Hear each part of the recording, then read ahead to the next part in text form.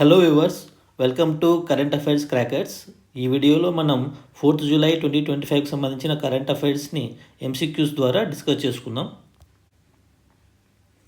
Japan ప్రారంభించిన గోశాట్ GW ఉపగ్రహం యొక్క ప్రధాన ఉద్దేశం ఏమిటి?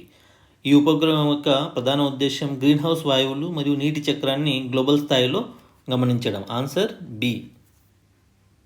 గోశాట్ GW full form greenhouse gases observing satellite. Greenhouse gases and water cycle. G for greenhouse gases, O for observation, SAT for satellite, GW for greenhouse gases and water cycle. దీన్ని June 28న ప్రయోగించారు. ఈ ప్రయోగం వచ్చేసి H2A అనే rocket ద్వారా జరిగింది. H2A రాకెట్ని 25 ఏళ్ళుగా ఉపయోగిస్తున్నారు. అయితే ఇది చివరి ప్రయోగం. ఈ ప్రయోగం తర్వాత దీన్ని ఇక ఫ్యూచర్లో ఉపయోగించరు. గ్రీన్ హౌస్ గ్యాసెస్ వచ్చేసి CO2, CH4, NO2, carbon dioxide, methane, nitrogen dioxide. వీటిని అబ్జర్వ్ చేయడం, వీటి యొక్క ప్రపంచవ్యాప్తంగా వీటి యొక్క అమౌంట్ ఎంత ఉందన్నది అబ్జర్వ్ చేయడం. అలాగే వాటర్ సైకిల్లో మనకు ప్రధాన అంశాలు వచ్చేసి సాయిల్ మాయిశ్చరు, ప్రెసిపిటైజేషన్ అన్న వాటిని కూడా గమనించడం ఈ శాటిలైట్ యొక్క ముఖ్య ఉద్దేశము. ఈ సిరీస్లో ఇదివరకు గోశాట్ 1 2009లోను, గోశాట్ 2 2018లోను పంపించడం జరిగింది. H2A రాకెట్ 25 ఏళ్ళుగా సేవలు అందిస్తోంది. ఈ ప్రయోగంతో ఇది విశ్రాంతి తీసుకోబోతోంది. ఇది జపాన్కు సంబంధించిన రాకెట్. 2025 జూలైలో కేంద్ర ప్రభుత్వం ఆమోదించిన RDI scheme, research development and innovation స్కీమ్లో క్రింది వాటిలో ఏది లక్ష్యం కాదు? దీని లక్ష్యం ఏది కాదు అంటే ఇందులో ఆన్సర్ వచ్చేసి సి, భారీ పబ్లిక్ సెక్టర్ కంపెనీలకి ప్రత్యేకంగా ఈక్విటీ మద్దతు ఇవ్వడం. ఇది తప్పు అనమాట. సో కాబట్టి ఈ ప్రశ్నకు ఆన్సర్ ఇదే అవుతుంది. సో దీని గురించి మనం మరిన్ని వివరాలు చూద్దాం. RDI స్కీమ్ అంటే ఏమిటి? RDI స్కీమ్ అంటే research and development innovation scheme. July 1న కేంద్ర మంత్రిమండలి దీన్ని ఆమోదించింది. దీనికి నిధులు కేటాయించింది వచ్చేసి 1,00,000 కోట్లు. ఉద్దేశం వచ్చేసి ఏంటి? ప్రైవేట్ రంగంలో ఆర్టిఫిషియల్ ఇంటెలిజెన్స్, బయోటెక్, సెమీకండక్టర్స్ మరియు సన్రైజ్ రంగాలు అంటే ఇప్పుడే వెలుగులోకి వస్తున్న రంగాలు like artificial intelligence, biotech, semiconductors, R&D research and డెవలప్మెంట్ను ప్రోత్సహించడం. నిధుల నిర్మాణాన్ని చేసేది వచ్చేసి ANRF Anusandhan national research foundation కింద ప్రత్యేక నిధిని ఏర్పాటు చేయడం జరుగుతుంది. ప్రధాన లక్ష్యం ఏంటి అంటే deep tech fund of funds ద్వారా టెక్నాలజీ కంపెనీలకు మద్దతు. దీని ప్రధాన ఉద్దేశం టెక్నాలజీ కంపెనీలకు మద్దతు ఇవ్వడం, ముఖ్యంగా MSMEలు, స్టార్టప్లను ప్రోత్సహించడం. అంతేగాని ఆల్రెడీ ఎస్టాబ్లిష్ అయిన భారీ పబ్లిక్ సెక్టర్ యూనివర్సిటీకు ఫండ్ ఇవ్వడం అన్నది కాదు దీని ఉద్దేశము. ఇందాక మనం MCQలో డిస్కస్ చేసినట్లు దీని ఉద్దేశం వచ్చేసి MSME medium, small and micro ఎంటర్ప్రైజెస్లు మరియు స్టార్టప్లు ఇప్పుడిప్పుడే ప్రారంభించిన సంస్థలను ప్రోత్సహించడం ఈ 1,00,000 crores ఉపయోగించి. ఇది దీని ముఖ్య ఉద్దేశం. ఆన్సర్ సి ఎందుకైంది అంటే ఈ స్కీమ్ ప్రైవేట్ రంగం, స్టార్టప్లు మరియు MSMEల కోసం రూపొందించబడింది. అంతేకాని పబ్లిక్ సెక్టర్ కంపెనీలకు మాత్రమే ప్రత్యేక మద్దతు ఇవ్వడం అన్నది దీని ఉద్దేశం కాదు. ఇటీవల కారా, సెంట్రల్ అడాప్షన్ రిసోర్స్ అథారిటీ వార్తల్లోకి రీజన్గా వచ్చిన దానికి కారణం ఏమిటి? దీనికి కారణం వచ్చేసి వీళ్ళు ఒక ప్రకటన చేశారు. ఆ ప్రకటన ఏంటి అంటే దత్తత ఉత్తర్వులు డిజిటల్ సర్టిఫైడ్ కాపీలు చట్టబద్ధమని స్పష్టత ఇచ్చారనమాట. అంటే ఇదివరకు ఏమైందంటే ఫిజికల్ కాపీస్ని అంటే మనం పేపర్లో ప్రింట్ తీసుకొని వెళ్తాం కదా, అలాంటి కాపీస్ మాత్రమే వ్యాలిడ్ అని భావించేవాళ్ళు. అయితే ఇప్పటి నుంచి మనకు ఈమెయిల్లో పంపించిన కాపీలు కూడా ఈ దత్తత ఉత్తర్వులకు సంబంధించి ఈమెయిల్లో పంపించిన డిజిటల్ కాపీలు కూడా వ్యాలిడ్ అని స్పష్టత చేశారు. ఈ విషయం అసలు న్యూస్లోకి ఎందుకు వచ్చింది అన్నది చూడాలి. కారా అంటే ఏంటి? కారా అంటే సెంట్రల్ అడాప్షన్ రిసోర్స్ అథారిటీ. భారత ప్రభుత్వం మహిళా మరియు శిశు అభివృద్ధి మంత్రిత్వ శాఖ కింద పనిచేసే ఒక నోడల్ సంస్థ. దీని యొక్క విధులేంటి? ఇది మన దేశంలోనూ మరియు ఇంటర్నేషనల్గాను మన దేశానికి సంబంధించి అడాప్షన్, దత్తతకు సంబంధించిన ప్రక్రియను చూసే ఒక నోడల్ సంస్థ. అడాప్షన్ ఆర్డర్స్ వచ్చిన తర్వాత వాటి యొక్క డిజిటల్ సర్టిఫైడ్ కాపీలు చట్టబద్ధంగా సరిపోతాయి, హార్డ్ కాపీ అవసరం లేదు అని స్పష్టం చేసింది. ఎందుకంటే ఒక బాంబే హైకోర్టు వచ్చేసి దత్తత ప్రక్రియలో ఆలస్యం జరిగిందంటూ స్వయంగా ఒక పిల్ని తీసుకుందనమాట. సో దీనికి సంబంధించి ఇది వర్క్ చేస్తూ ఇలాంటి కొత్త విషయాన్ని అది ఆచరణలోకి తీసుకొని వచ్చింది. దీని ద్వారా దత్తత ప్రక్రియ అన్నది ఆలస్యం కాకుండా వేగవంతం అయ్యే అవకాశం ఉంది. 2025 నాటికి భారతదేశంలో అతి పొడవైన రైలు టన్నల్ ఏది? ఇప్పుడు కొత్తగా నిర్మించిన రైలు టన్నల్ జనాసు టన్నెల్. ఇదే ఇప్పటికి అత్యంత పొడవైన రైలు టన్నెల్. ఈ టన్నెల్ వచ్చేసి ఎక్కడ ఉంది అన్నది ఇంపార్టెంట్. ఇది వచ్చేసి ఉత్తరాఖండ్లోని రిషికేశ్ కర్ణప్రయాగ్ రైల్వే లైన్లో భాగంగా ఉంది. దీని పొడవు ఇప్పుడు 14.577 అంటే 14.6 కిలోమీటర్స్. టన్నెల్ బోరింగ్ మిషన్ ద్వారా ఈ టన్నెల్ అన్నది నిర్మించడం జరిగింది. ఈ టన్నెల్ బోరింగ్ మిషన్ యొక్క పేరు వచ్చేసి శక్తి అనే టన్నెల్ బోరింగ్ మిషన్ను ఉపయోగించారు. ఈ టన్నెల్ ద్వారా చార్ధామ్ యాత్ర కోసం వెళ్ళే ప్రయాణికులు మరియు ఆర్థిక అభివృద్ధికి మార్గం చేకూరుతుంది. ఈ టన్నెల్ కన్నా ముందు అతి పొడవైన టన్నెల్ వచ్చేసి పీర్ పంజాల్ టన్నెల్. అది 11.2 కిలోమీటర్లు ఉండేది. ఇప్పుడు ఈ టన్నెల్ వచ్చేసి మనకి 14.6 కిలోమీటర్స్తో దేశంలోనే అత్యంత పొడవైన రైల్ టన్నెల్గా నిలిచింది. 2025లో అబుదాబిలో నిర్వహించిన ఇండియన్ మ్యాంగో మేనియా యొక్క ప్రధాన లక్ష్యం ఏమిటి? ఈ పేరులోనే ఉంది ఇండియన్ మ్యాంగో మేనియా అని. సో దీని ప్రధాన ఉద్దేశం వచ్చేసి గల్ఫ్ దేశాల్లో మన రైతులకు మద్దతుగా మామిడి పండ్ల ఎగుమతులను ప్రోత్సహించడం. ఆన్సర్ వచ్చేసి బి. ఇండియన్ మ్యాంగో మేనియాను జూలై 3-4 తేదీల్లో అబుదాబిలోని లులు హైపర్ మార్కెట్లో జరిగింది. ఈ కార్యక్రమాన్ని ఏపీఈడిఏ అంటే agriculture processed food export development authority. Agriculture processed food export development authority. ఇది మన ఇండియాకి సంబంధించిన సంస్థ. ఇదిను అక్కడ దుబాయ్లో ఉన్న ఇండియన్ ఎంబసీ కలిపి ఈ ప్రోగ్రామ్ను చేయడం జరిగింది. దీని ప్రధాన ఉద్దేశం ప్రసిద్ధ మామిడి పండ్ల జాతులను ప్రపంచానికి పరిచయం చేయడం. గల్ఫ్ దేశాల మార్కెట్లను లక్ష్యంగా చేసుకుని రైతులకు మద్దతుగా ఎగుమతులను పెంచడం దీని ప్రధాన ఉద్దేశం. యుఏఈ గత సంవత్సరం దాదాపు 12,000 మెట్రిక్ టన్నుల భారతీయ మామిడి పళ్ళను దిగుమతి చేసుకుంది. మొత్తం విలువ వచ్చేసి $20 మిలియన్. ఈ కార్యక్రమం వల్ల భారత రైతులకు అంతర్జాతీయ మార్కెట్లలో అవకాశాలు పెరుగుతాయి. ఇది భారతీయ మామిడి పళ్ళ నాణ్యతను మరియు విశ్వసనీయతను ప్రపంచానికి చూపించింది. 2025లో భారతదేశంలో జరిగిన మొదటి జాతీయ స్థాయి పట్టణ స్థానిక సంస్థలు అంటే అర్బన్ లోకల్ బాడీస్ చైర్మన్ల సమావేశం యొక్క థీమ్ ఏమిటి? దీని థీమ్ వచ్చేసి role of urban local bodies in strengthening constitutional democracy and nation building. దీనికి అధ్యక్షత వహించింది వచ్చేసి ఓం బిర్లా గారు. దీన్ని ప్రారంభించింది లోక్సభ స్పీకర్ ఓం బిర్లా గారు ప్రారంభించారు. ఇంకా వీరితో పాటు హర్యానా సీఎం నాయబ్ సింగ్ సైని గారు ఉన్నారు. మనోహర్ లాల్ ఖట్టర్ కేంద్ర హౌసింగ్ మరియు పట్టణాభివృద్ధి శాఖ మంత్రి కూడా ఉన్నారు. దీని థీమ్ని ఇక్కడ మనకు అడగడం జరిగింది. ఇది వచ్చేసి జరిగిన స్థలం వచ్చేసి మనేసర్ హర్యానా. భారతదేశంలో తొలిసారిగా పూర్తిగా యూపీఐ ఆధారిత ఫిజికల్ బ్యాంక్ బ్రాంచ్ మరియు ఏటీఎం ఎవరిచే ప్రారంభించబడింది? ఇది వచ్చేసి స్లైస్ బ్యాంక్ బెంగళూరులో ప్రారంభించడం జరిగింది. అంటే మనం యూపీఐని ఆధారం చేసుకునే ఈ బ్యాంక్ అన్నది ఈ ఫిజికల్ బ్రాంచ్ అన్నది పనిచేయడం జరుగుతుంది. యూపీఐ ఫిన్టెక్ సంస్థ అయిన స్లైస్ భారతదేశంలో తొలిసారిగా పూర్తి యూపీఐ ఆధారిత ఫిజికల్ బ్యాంక్ బ్రాంచ్ మరియు ఏటీఎంను ప్రారంభించింది. ఇది బెంగళూరులోని కోరమంగళ ప్రాంతంలో ప్రారంభించబడింది. బెంగళూరులో ఇది ప్రారంభించడం జరిగింది. ఖాతాదారులు కేవలం యూపీఐని ఉపయోగించి నగదు తీసుకోవచ్చు లేదా డిపాజిట్ చేయవచ్చు. డెబిట్ లేదా క్రెడిట్ కార్డులు అవసరం లేకుండా క్యూఆర్ కోడ్ స్కాన్ చేసి లావాదేవీలు చేయవచ్చు. అంటే ఏటీఎంలో మనం క్యూఆర్ కోడ్ను స్కాన్ చేసి మనీ అన్నది తీసుకోవచ్చు లేదా డిపాజిట్ చేయవచ్చు. యూపీఐ ఆధారిత ఏటీఎం కూడా అందుబాటులో ఉంది. క్యూఆర్ అంటే ఏంటి? క్యూఆర్ అంటే క్విక్ రెస్పాన్స్.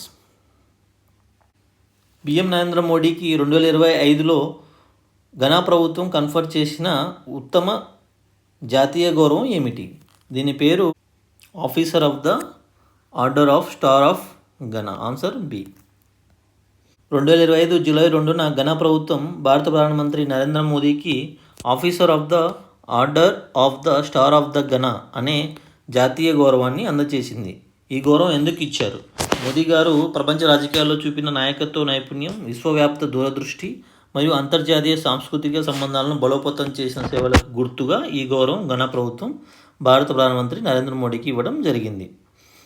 మోదీ గారు ఈ సందర్భంగా ఈ గౌరవాన్ని తాను 140 కోట్ల భారతీయుల తరపున స్వీకరిస్తున్నానని తెలిపారు. ఇది భారతీయ యువతకు మరియు భారతీయ విలువలకు అంకితమైన పురస్కారంగా పేర్కొన్నారు.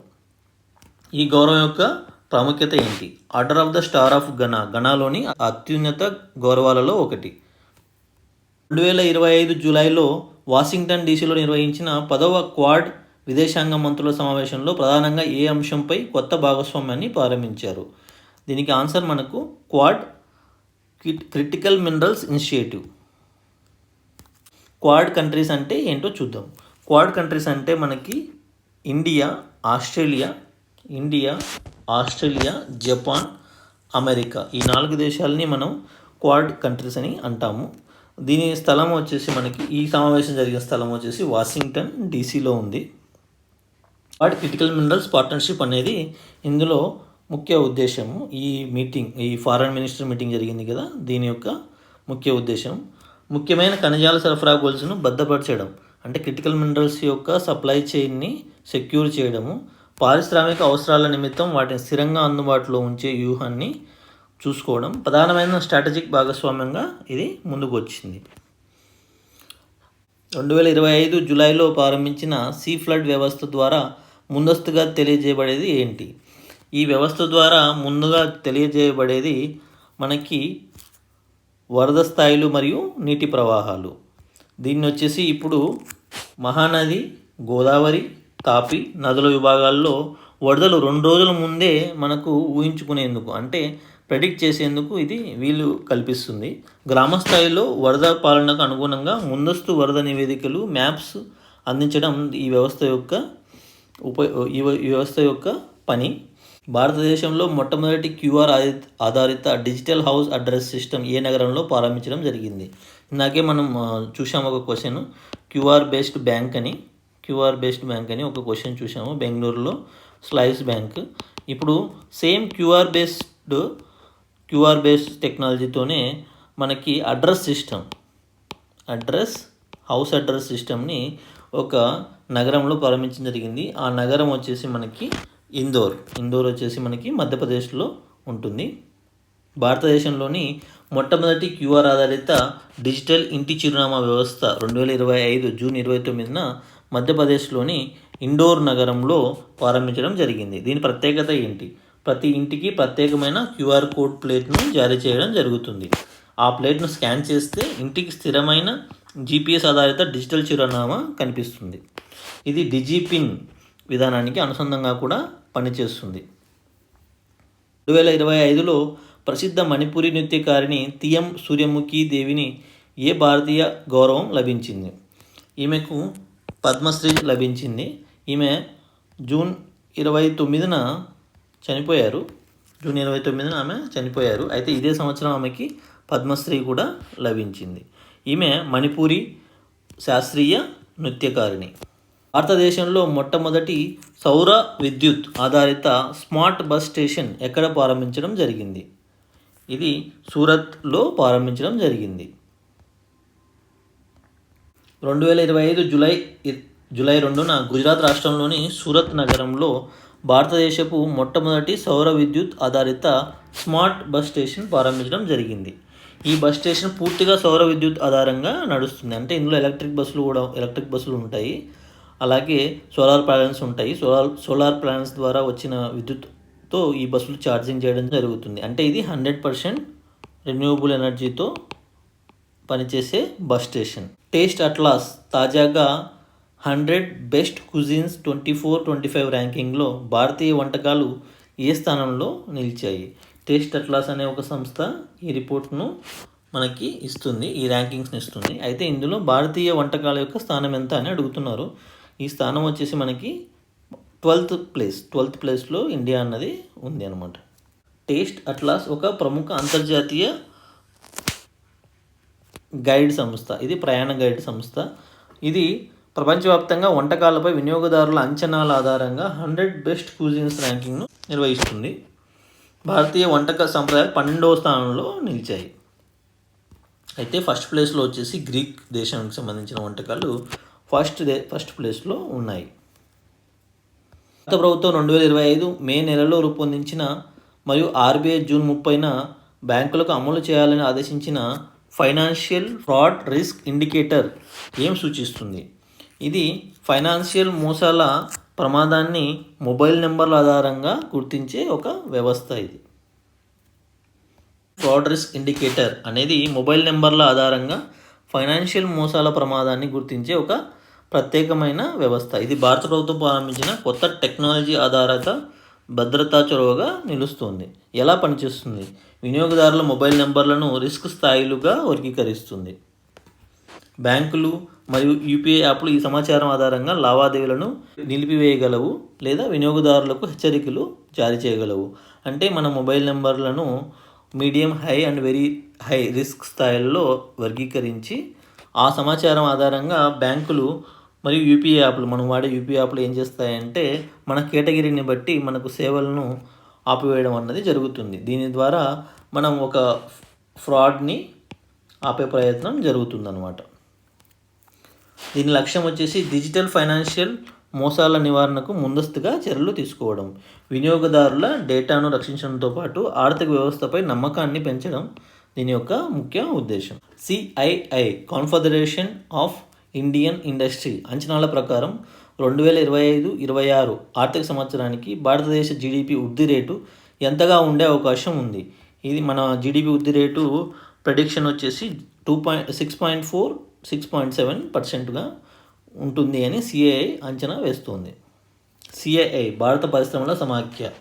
సిఐఐ అంటే మన తెలుగులో దీన్ని భారత పరిశ్రమల సమాఖ్య అని అంటాము. ఇది ఇటీవల విడుదల చేసిన ఒక నివేదికలో 2025-26 ఆర్థిక సంవత్సరానికి భారతదేశ ఆర్థిక వృద్ధి రేటు 6.4% నుంచి 6.7% మధ్య ఉండొచ్చని అంచనా వేసింది. ఈ అంచనాకు కారణమైన అంశాలు ఏంటంటే దేశీయంగా మంచి డిమాండ్ ఉండడం, మాన్సూన్ సీజన్ అనుకూలంగా ఉండే అవకాశం, రిజర్వ్ బ్యాంక్ వడ్డీ రేట్లలో తీసుకున్న నిర్ణయాలు వృద్ధి రేటుకు దోహదపడేలా ఉన్నాయి. ఈ మధ్య రిజర్వ్ బ్యాంక్ మనకు రెపో రేట్ తగ్గిస్తుంది. దానివల్ల కూడా ఈ జీడిపి వచ్చేసి మనకు 6.4-6.7% మధ్య నమోదవచ్చు. అలాగే మాన్సూన్ కూడా, వర్షాలు కూడా బాగా పడుతున్నాయి అనే ప్రెడిక్షన్ ఉంది. కాబట్టి ఇంకొకటి దేశీయంగా మంచి డిమాండ్ ఉంది, అంటే కొనుగోలుకి మంచి డిమాండ్ ఉండడం వల్ల.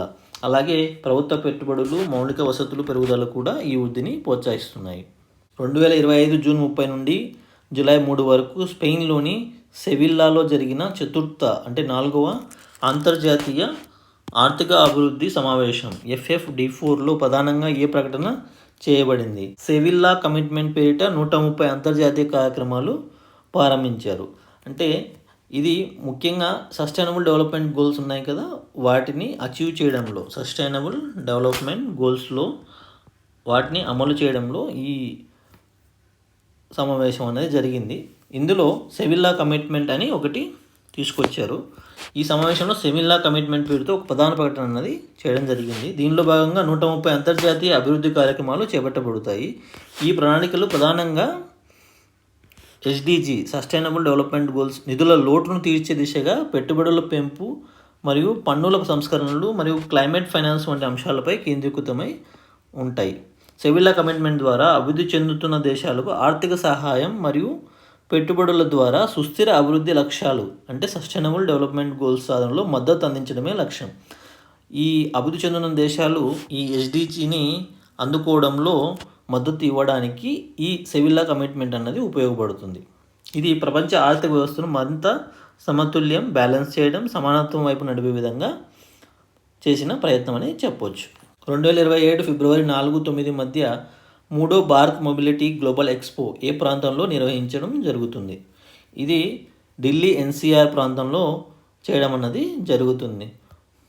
భారత్ మొబిలిటీ గ్లోబల్ ఎక్స్పో 2027 3వ ఎడిషన్ ఫిబ్రవరి 4 నుండి ఫిబ్రవరి 9 వరకు జరగడం జరుగుతుంది. ఈసారి ఎక్స్పోను 2 సంవత్సరాలకు ఒకసారి నిర్వహించుతున్నారు. స్థలాలు వచ్చేసి ఢిల్లీ NCR. ఎన్సీఆర్ ఇందాక మనం డిస్కస్ చేసుకున్నాం కదా. సాధారణ వాహనాల నుంచి రైలు, road, air, water, urban, rural మరియు వ్యవసాయ మొబిలిటీపై ప్రత్యేక దృష్టి అన్నది ఉండబోతుంది. భారతదేశ మొబిలిటీ రంగంలో వృద్ధి, భాగస్వామ్యం, వినూత్నత వంటి అంశాలపై ఈ ఎక్స్పోలో దృష్టి పెట్టడం జరుగుతుంది. 2025లో CITES convention on international trade in endangered species ఏ ముఖ్య ఘట్టాన్ని జరుపుకుంది. ఈ సైట్స్కి వచ్చేసి ఇప్పటికీ 50 years అన్నది జరిగింది. సో ఒప్పందంపై సంతకం చేసి 50వ వార్షికోత్సవం అన్నది జరుపుకుంది. సైట్స్ అనేది అంతర్జాతీయంగా అపాయించబడిన జాతుల వాణిజ్యాన్ని నియంత్రించేందుకు రూపొందించిన ఒక ఒప్పందం. దీన్ని 1973 మార్చి 3న సంతకం చేశారు మరియు 1975 జూలై 1న అధికారికంగా అమలులోకి వచ్చింది. జూలై 2025లో ఎందుకు వార్తల్లో ఉంది? సైట్స్ సంతకం చేయబడి 50 సంవత్సరాలు పూర్తయిన సందర్భంగా ఇది స్వర్ణ జయంతి జరుపుకుంటుంది. అందుకు ఇది న్యూస్లో ఉంది. వరల్డ్ లైఫ్ డే ఉంది కదా, దానికి థీమ్గా wildlife conservation, finance, investing in people and planet అనే థీమ్ను తీసుకున్నారు. ఎండేంజర్డ్ స్పెసీస్ ఉన్నాయి కదా, వాటి యొక్క వాణిజ్యాన్ని నియంత్రిస్తుంది ఈ సైట్స్ అనే సంస్థ. Please like, share and subscribe